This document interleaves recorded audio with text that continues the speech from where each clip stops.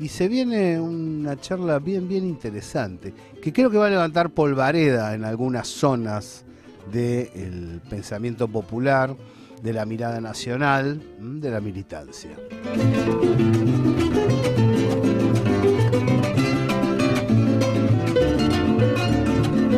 ¿No? Le damos la bienvenida entonces a Julio Fernández Baráibar. ¿Cómo estás, Julio? ¿Qué decís? ¿Qué tal, Gabriel? ¿Cómo estamos acá? Empezó el invierno. Terrible. Grato para mí, no me molesta el No, a mí fresco. tampoco, a mí tampoco. Esos días, ¿te acordás que nos hemos encontrado días de 40 grados, una cosa de derretirse? No, además, uno no se puede vestir bien cuando hace calor. En cambio, cuando hace frío, uno puede andar bien vestido, como corresponde a gente civilizada. A ver, Julio, has escrito y has planteado una polémica muy interesante a raíz de los sucesos bolivianos, donde hay un pueblo que está demandando la salida del presidente, planteando reivindicaciones que están vinculadas con 12 años de gestión muy apreciable. Bueno, mañana va a salir al aire aquí en La Gráfica temprano Evo Morales, va a haber un diálogo que me permito recomendar especialmente. Y saltaste allí con argumentos, porque mucha gente dijo, che, la CGT, ¿por qué no hace nada en la Argentina? Como hacen los compañeros bolivianos. Me gustaría arrancar con la argumentación que vos planteaste, porque realmente está buena para reflexionar y para pensarnos en este momento de nuestra historia. Efectivamente, digamos, a poco de que pueblos bolivianos, sectores campesinos, los mineros, esos sectores de la pequeña burguesía comercial de raigambre indígena que tiene el pueblo boliviano, comenzó a moverse y a exigir cosas, a exigir el cambio de política económica y después, finalmente, la renuncia del presidente. A mí me llamó poderosamente la atención la cantidad de tweets, de mensajes, de notas en Facebook, en Instagram, en distintas redes, elogiando a los bolivianos, admirándose de esta conducta del pueblo boliviano e inmediatamente puteando a la CGT. Pero, a ver, ¿cómo es esto? ¿Por qué putean a la CGT? Y me puse a investigar un poco y resulta que la CGT, a los 45 días de haber comenzado el gobierno de Milei, le hizo un paro general, una huelga de 24 horas, con un acto, con marcha hacia el Congreso. A los 45 días asumió el 10 de diciembre y el 24 de enero le estaban haciendo una huelga general la CGT. Y eso no es, digamos, posteriormente le hacen 3 huelgas más, 3 paros generales. Hemos vivido recientemente un 1 de mayo, un día antes, digamos, sí, una poderosa movilización de la CGT. Pero además hemos visto a la CGT y a los sindicatos integrados en la CGT marchando en otras demostraciones y en otras movilizaciones contra el gobierno, como por ejemplo las 2 grandes movilizaciones a favor de la universidad pública.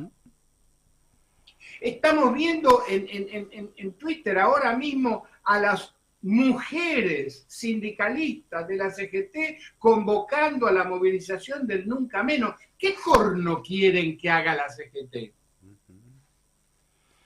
Te cuento, Julio, una cosa, y ahí te voy a habilitar para que desarrolles el porqué de esto.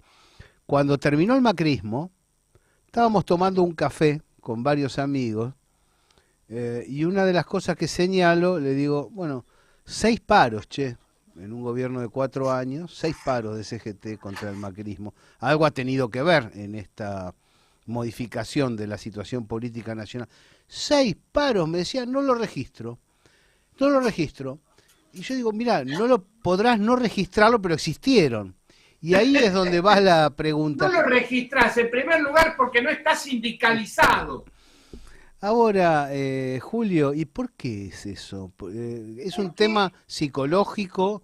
¿Es una clase, cuestión es un tema de social, clase. política? Ajá. Es un tema de clase, digamos. Es el pensamiento impregnado, el pensamiento pequeño burgués de odio, desprecio y sospecha sobre el movimiento obrero que ha impregnado al movimiento nacional, Pero al también peronismo. se lo observa dentro de las fuerzas laborales, dentro de sectores que son trabajadores, objetivamente, aunque tengan Pero un no están razonamiento diferenciado. sindicalizados. La mayoría, mira, la mayoría de los autores de esos tweets no están sindicalizados. Puede ser que trabajen en algún lado, pero no están sindicalizados, no forman parte del sindicato, no participan de la vida sindical. Porque lo primero, digamos, yo, si quisiera hacer una crítica, podría llegar a ser una crítica de orden muy general, sobre distintos sectores que componen el movimiento obrero, pero plantear desde fuera del sindicalismo, sin tener nada que ver, sin poder ir y votar en una asamblea sindical sobre si hacemos paro o no hacemos paro la próxima semana, me tengo que callar la boca. Y encima tenemos una CGT que con las enormes dificultades, con la represión política, con el miedo al despido, se moviliza, plantea, exige. ¿Qué es lo que no hacen? ¿Qué es lo que no hacen? Además, forma parte de una especie de idealismo pequeño burgués o de clase media, esta idea de que cuando hay momentos de tanta crisis económica, donde cierran fábricas, donde los salarios caen, donde el salario no alcanza a fin de mes, etcétera, la clase obrera es más combativa. Mentira, no hay ningún ejemplo histórico que corrobore esa afirmación. En los momentos de crisis económica, la clase obrera es conservadora porque tiene miedo de que lo echen de la fábrica, o del kiosco, o de donde sea que esté trabajando. En los momentos de alza, como por ejemplo lo que ocurrió hace 57 años, hoy, el 29 de mayo de Tal 1969, cual. en un momento de alza, de crecimiento de los salarios, de pleno empleo. No fue en un momento en donde la clase trabajadora galgueaba, no tenía trabajo y tenía miedo que lo despidan. Es no comprender el mecanismo, cómo funciona en realidad la clase obrera en una sociedad capitalista. Entonces es muy fácil decir, no hace nada la CGT. ¿Qué quieren que haga? Llama a un paro, plantea críticas al gobierno, actúa judicialmente para parar los peores excesos de la legislación mileísta. ¿Qué va a llamar? ¿A la insurrección general?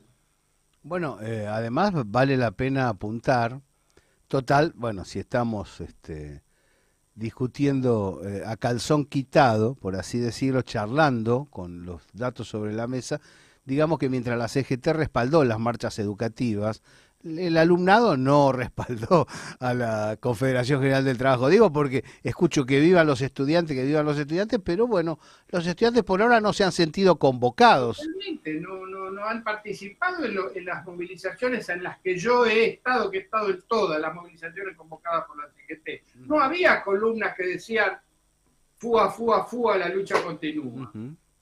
Sinceramente. Sí, sí. Y sin embargo ahí estaba la UOM, todos los sindicatos, con sus banderitas, con sus delegados y eso, apoyando digamos, la lucha contra la refinanciación de la universidad. Y encima comparan con lo de Bolivia. El caso de Bolivia es un caso excepcional. La sociedad boliviana es una sociedad muy distinta a la sociedad argentina, pero muy distinta. En primer lugar, la mayoría de esas movilizaciones que hoy estamos viendo son de origen campesino. Acá los campesinos son los chacareros que hicieron el paro contra Cristina. Esos campesinos bolivianos son los que están haciendo el principal grupo social que participa de este levantamiento. Y entonces leí, para colmo, leí en otro mensaje de esto, dice, ese es el pueblo del Che Guevara. El pueblo del Che Guevara, las pelotas. No, claro, no leyeron el diario. Esos campesinos fueron los que fueron a la policía y le dijeron, ahí hay unos tipos que andan con armas. Esos campesinos, por una razón, no porque fueran hijos de puta, no, claro. porque tenían la tierra, se las había dado el MNR en 1952. Yeah. O sea, es no entender el mecanismo social, es hablar porque se tiene lengua y nada más, es charlatanismo. Además, encima, la gran parte, no tanto del campesinado, sino del mundo urbano, del alto y de todas las mujeres de pollera que venden, que son pequeña burguesía comercial, compran y venden, a eso se dedican, votaron a este Paz. Y entonces lo votaron, entre otras cosas, por las mismas razones que aquí muchos votaron a Milei. Porque el compañero Evo Morales se le dio por pelearse con el presidente de su propio partido. Y generó una situación de una especie de falta de gobierno.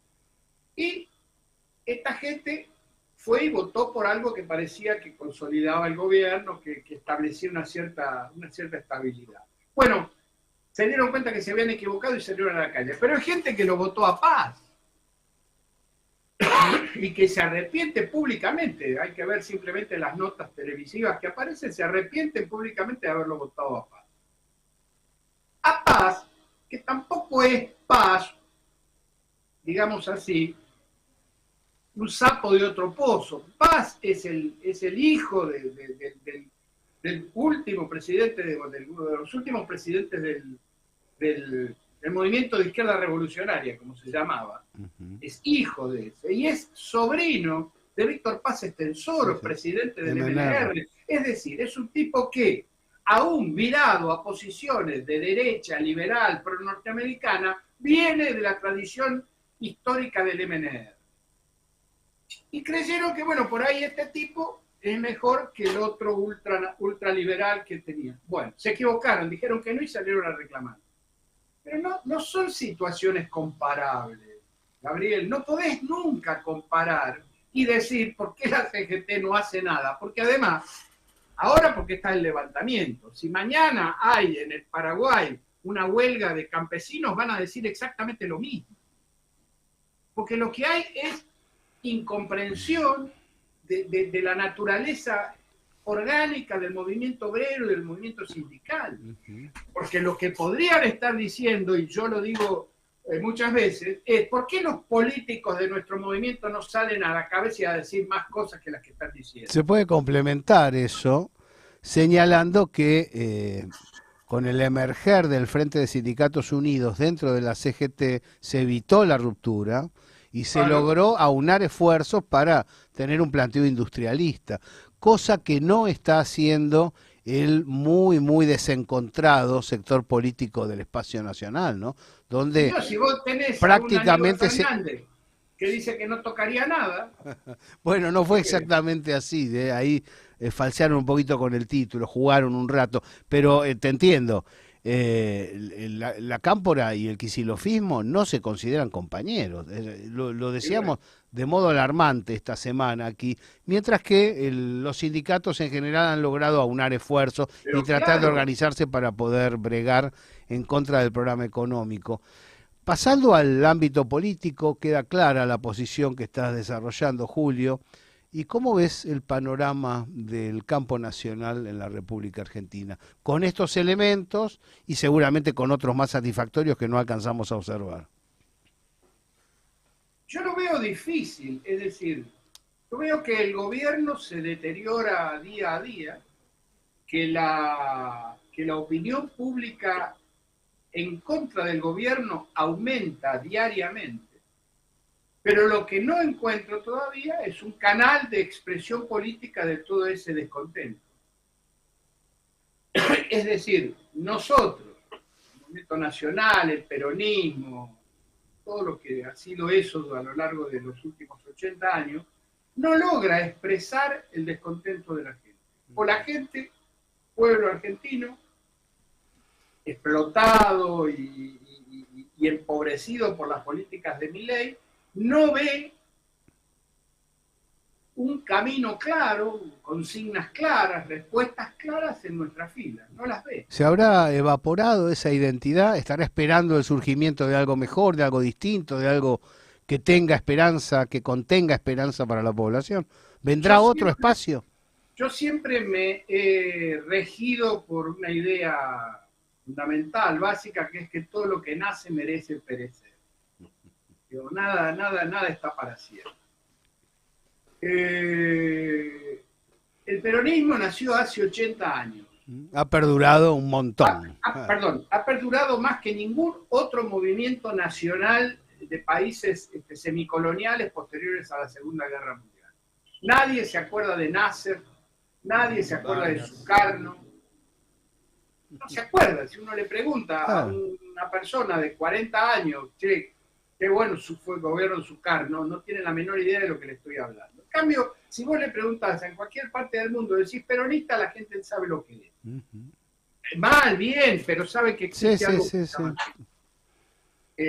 Ha vivido mucho. Imagínate lo que el MNR ha desaparecido, es decir, se ha convertido en el gobierno de Rodrigo Paz.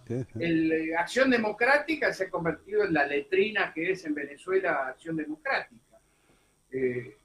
No hay nada, no ha quedado nada de aquel mundo.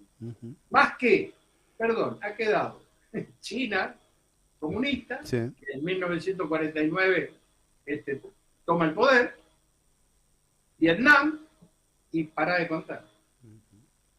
Entonces, no sé, uno siente sí que acá se necesitan nuevas energías, nuevas ideas, nuevas directrices, nuevos dirigentes, nueva conducción, un norte.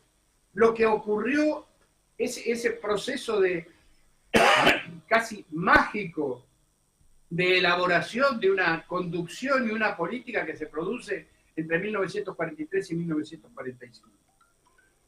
Eso no lo estoy viendo. A lo mejor está pasando de modo molecular en la sociedad y yo no lo estoy viendo. Claro, tenemos ahí un verdadero problema, ¿no? Claro. Porque el periodo 30, 40, 50 nace también del impulso productivo generado por las necesidades impuestas por la guerra. Aquí estamos en situación inversa, donde la Argentina se ha sumido voluntariamente en una recesión.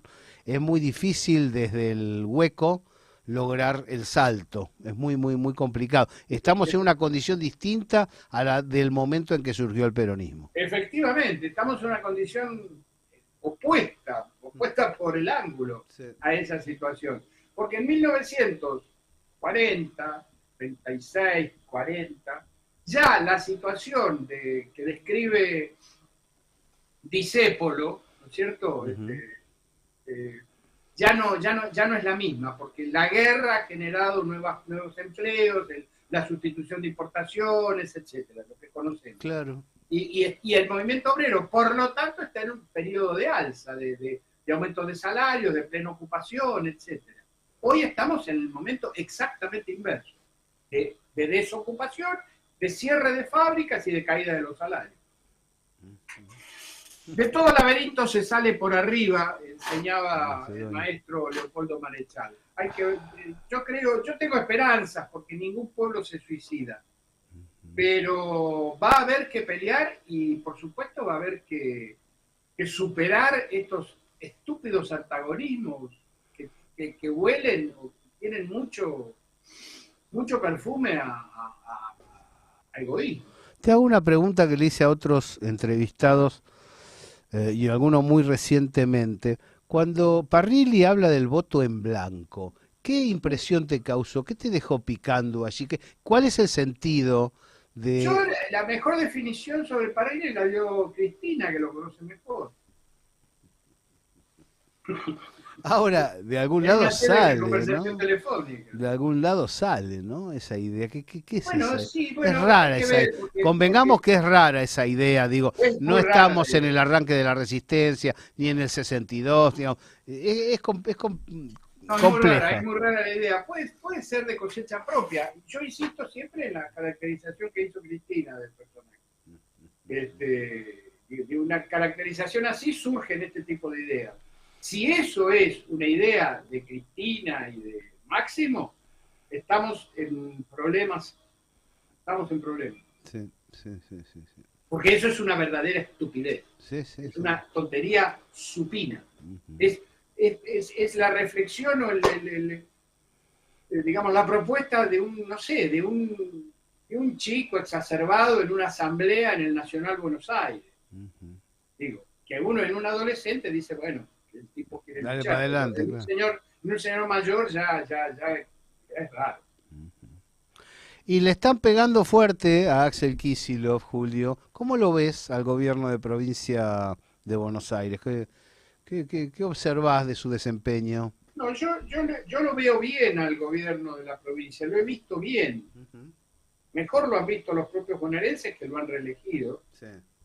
Este, en condiciones terribles, en las condiciones más terribles que le ha tocado a un gobierno en la provincia de Buenos Aires, donde tiene al gobierno nacional en contra, está llevando adelante una gestión que logra superar los escollos, las barreras, los inconvenientes y las dificultades.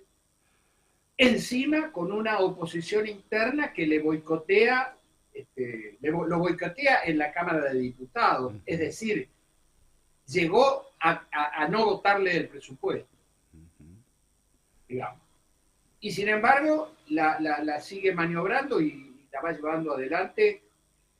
Además de, junto con eso, realizar una política de acercamiento a los distintos sectores del peronismo, a los gobiernos provinciales, etcétera, tendiente a generar una corriente unitaria que convoque al conjunto del peronismo. Eso también lo está haciendo y lo está haciendo bien. Además de incluso asistir a una asamblea del Colegio Nacional de Buenos Aires donde estudió para apoyar a los estudiantes y dar a conocer de esa manera su punto de vista sobre todo el tema educativo y universitario. Uh-huh. El hombre está haciendo, la verdad, se está moviendo con mucha fuerza, con mucha energía y le está poniendo lo que hay que poner. Si eso alcanza, si eso es capaz de contrarrestar las fuertes presiones y la no lo sabemos, claro. Interna, bueno, ahí ya no sé. ¿Y qué harán, pienso, los demás gobernadores? No, los demás gobernadores alineados con el peronismo o que tienen una identidad por peronista. Eso, el tipo se ha movido bien ahí, se ha movido bien, su relación con Quintela, ha ayudado a provincias no peronistas como a Puyaro en Santa Fe cuando tuvo problemas policiales, etcétera, establece un vínculo, un diálogo con Yarlora, está haciendo política nacional, sí, quiero decir, y eso está muy bien, eso está muy bien. Tenemos muchos mensajes. Faustino Velasco nos dice: hay que ganar las cámaras. ¿Cómo? A mí me decís, sí, digamos, hay que ganar. Sí, hay que ganar. Aquí, allá y más allá también. Claro, hay que ganar todo lo que se pueda. Raúl nos dice: hay sindicalistas corruptos. Ah, sí. Silvina Carrizo dice: eso mismo. ¿Por qué putean a la CGT? Es como que hay que hacer responsable a otro, ¿no? ¿Alguna observación sobre estos comentarios, Julio? No, que hay sindicalistas corruptos, sí. Hay curas pedófilos, qué sé yo. Hay de todo en la viña del Señor. Eso es una pelotudez. Que simplemente quiere decir, como hay sindicalistas corruptos, son todos corruptos. Claro. No, digamos, no ese razonamiento es el que lleva a escribir esas tonterías sobre por qué no hace lo mismo la CGT. porque subyace en ese pensamiento. ¿Por qué no hace algo la CGT? Subyace ese pensamiento. Estos son unos gordos corruptos. O sea, no entienden nada de lo que es el movimiento obrero. Son pequeños burgueses que miran desde afuera el movimiento obrero y le quieren explicar cómo funciona. Me calienta el tema, me da por el quinto. Sí, sí, sí. Sí, voy a una Porque además inferencia. ya lo vimos, esto ya lo vimos en los años 70. Lamentablemente tengo 79 años, de modo tal que he visto un cacho de la historia argentina en los últimos tiempos. Y esto pasaba en el 73. Esto pasaba en el 73. Tenemos la suerte de que todo esto es desarmado. No hay armas de por medio. Pero lo mismo pasaba en el 73. Desde los mismos sectores sociales hacia el sindicalismo y la CGT y los dirigentes sindicales. El otro dato que recorre el debate medios, ¿no? Redes, es la presencia de Aldo Duzdevic en esa discusión, ¿no?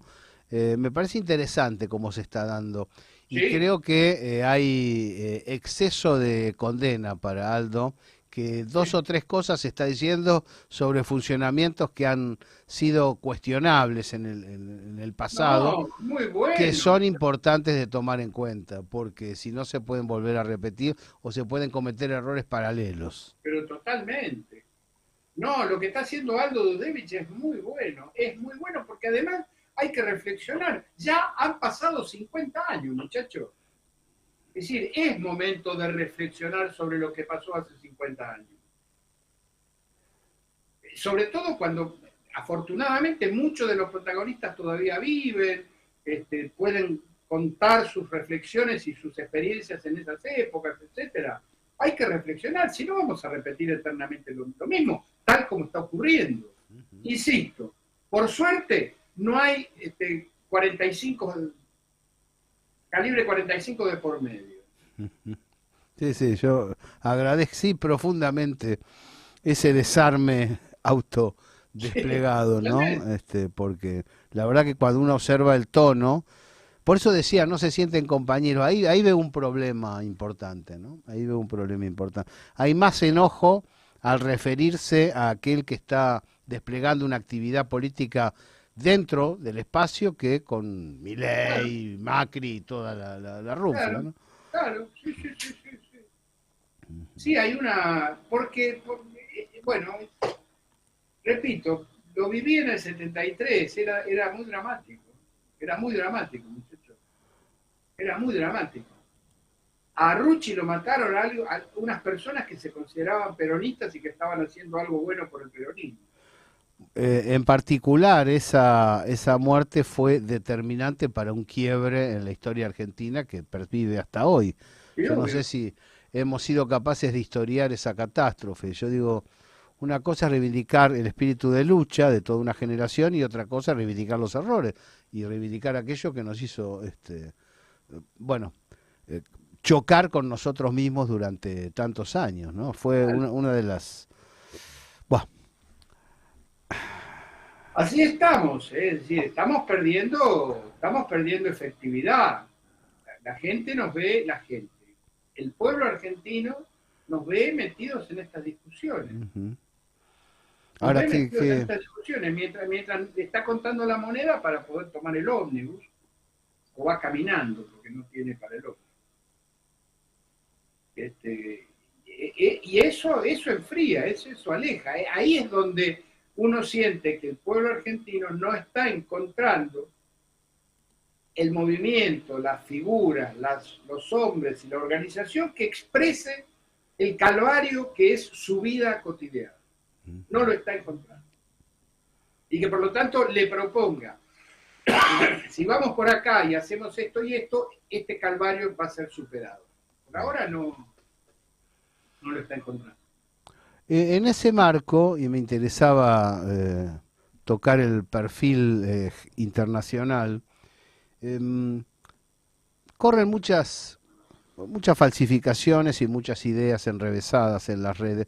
Una de esas ideas es que a raíz del desarrollo que ha logrado China y de sus acuerdos Rusia, los BRICS ya no existen más, ¿no? Como que la Organización de Cooperación de Shanghái, todo le bajan el precio y dicen, no, acá la que compite es China y los demás musarela.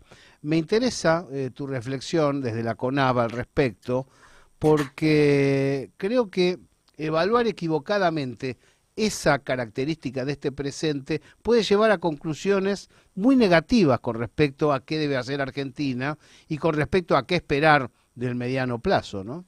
No, pero totalmente. A ver, los BRICS, lejos de, lejos de desaparecer, se han fortalecido con toda Claro. esta situación. Los BRICS no, digamos, acá hay que plantear lo siguiente, los BRICS no son, nunca han querido serlo, y seguramente no lo serán, el movimiento de no alineados. Es otra cosa, claro. Para los más jóvenes les recuerdo que el movimiento de no alineados era un movimiento de países periféricos de lo que se llamaba el tercer mundo, que mantenían una política, digamos, de una cierta homogeneidad ideológica, de enfrentamiento con el imperialismo norteamericano y de cierta concordia en estado de alerta con la Unión Soviética. Bueno, los BRICS no son eso, los BRICS son un acuerdo informal, por otra parte, porque no tiene ningún mecanismo formal de decisión más que la reunión de los presidentes. Un acuerdo básicamente de carácter económico, comercial y financiero, de intercambio, de generar una corriente de negocios y una corriente comercial al margen de los Estados Unidos y de Europa Occidental, Sí. Y planteando como política, el único punto político que plantea centralmente y reiteran los BRICS y cada uno de sus miembros es la multipolaridad. Es decir, la desaparición tanto de la unipolaridad yanqui posterior a la caída de la Unión Soviética como la vieja bipolaridad de la Guerra Fría. Hay múltiples polos. Cada uno de esos países se considera a sí mismo un polo. Sus intereses, los intereses de Indonesia son tan importantes como los intereses de China, como los intereses de Irán o como los intereses de Brasil o de India. Esa es la idea de los BRICS. Quien pensó que el ataque unilateral israelí-norteamericano a Irán iba a hacer que los BRICS apoyaran a Irán, nunca entendió de qué se trataban los BRICS. Los BRICS no se trata de una alianza política y mucho menos militar. Se trata de negocios, de comercio, de intercambio, de negociar con las monedas propias, con las monedas nacionales y evitar el uso del dólar en los intercambios internacionales. De eso se trata. ¿Qué le ha dado la situación bélica en Irán? Le ha dado fortaleza porque pese a esa situación donde incluso hay países como Emiratos Árabes Unidos, desde cuyo territorio se lanzaron ataques a Irán, forman parte de los BRICS, aumenta la importancia y el multipolarismo de esta organización. Claro, claro. Sí, sí. Quería ir por ahí porque, bueno, hemos visto muchos analistas que han virado, podríamos así decir, y en su viraje en general le bajan el precio a naciones, bueno, hemos visto ahora Kazajstán, hemos visto Brasil, hemos visto el desarrollo observado por la Unión Económica Eurasiática, por una parte del ASEAN, todo eso existe. Digo, porque si vos lo que tenés es una nueva guerra fría, uno contra uno, y nada más, y viste, se equilibra la situación. Ahora, la situación en el mediano plazo está desequilibrada, y está desequilibrada a favor de los emergentes, no a favor del centro occidental, que aparece, hay que ver Europa para comprenderlo, muy debilitado, muy debilitado. Muy debilitado, es decir, Estados Unidos no le puede ganar una guerra a Irán. No, Estados Unidos e Israel no le pueden ganar una guerra a Irán. Ujú. Israel está quedando aislado, a excepción de los Estados Unidos. Europa se está quedando sin política. Y de Argentina, ¿Eh? a excepción de los Estados Unidos y de la Argentina. Y de Argentina, a excepción de los Estados Unidos y de la Argentina. Europa se está quedando. Te voy a contar una anécdota personal. Yo viví, nosotros, mi familia, con mi mujer y mis 2 hijas, vivíamos en Suecia. Y yo en el comedor de la casa había puesto un gran planiferio, había colgado para que mis hijas supieran dónde estaba Argentina, dónde estábamos viviendo nosotros, tuvieran una concepción geoespacial de todo esto.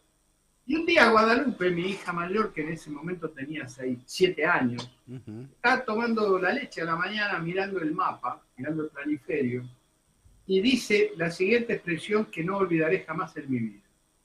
Papá, eso tan chiquito es Europa y es tan importante. Tal cual. Bueno,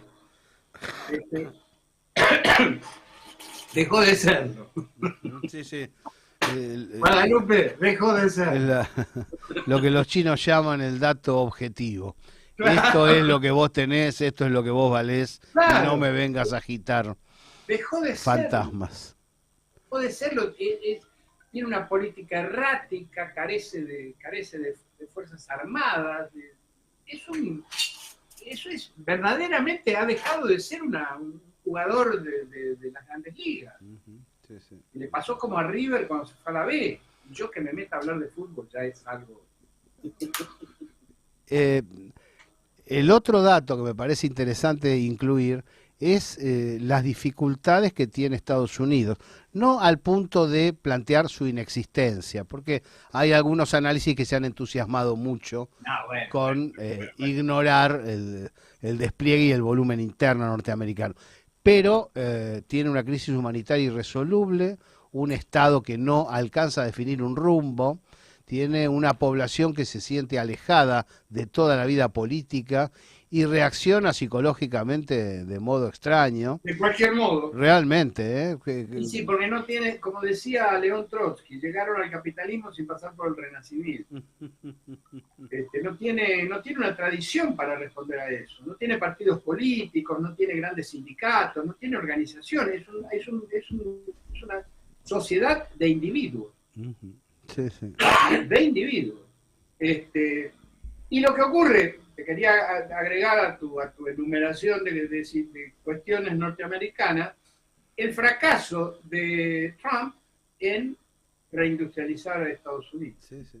Sí, No fracasó en el eje central de su política y se quedó con los elementos secundarios, meramente casi retóricos de su política.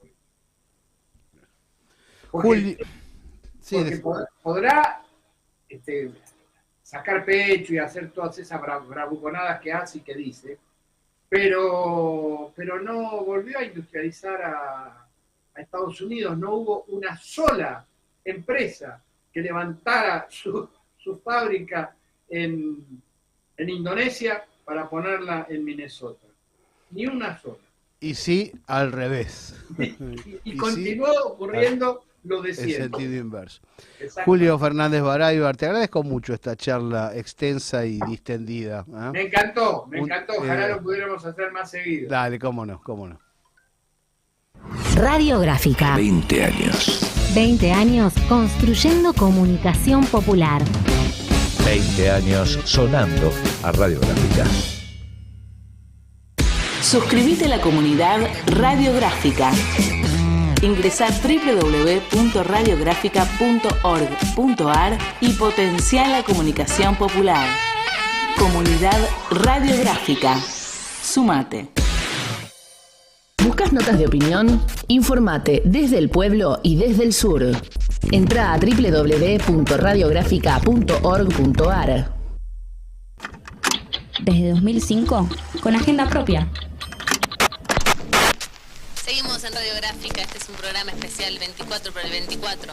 Acaba de empezar hace instantes nomás a las 18 horas de hoy, jueves 23. Nos quedamos hasta mañana sin parar, a las 6 de la tarde, que después nos vamos todos juntos a la marcha. Pueden llamar En 20 años no cambiamos, evolucionamos.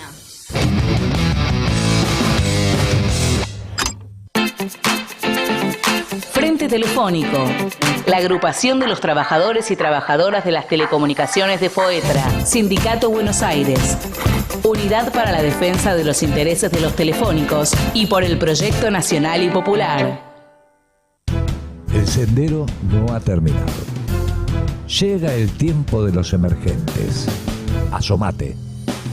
Ya está el nuevo libro de Gabriel Fernández, Fuentes Seguras, la era de los BRICS. Más de 1000 páginas para comprender el nuevo mundo. Pedilo al 11 50 05 20 47.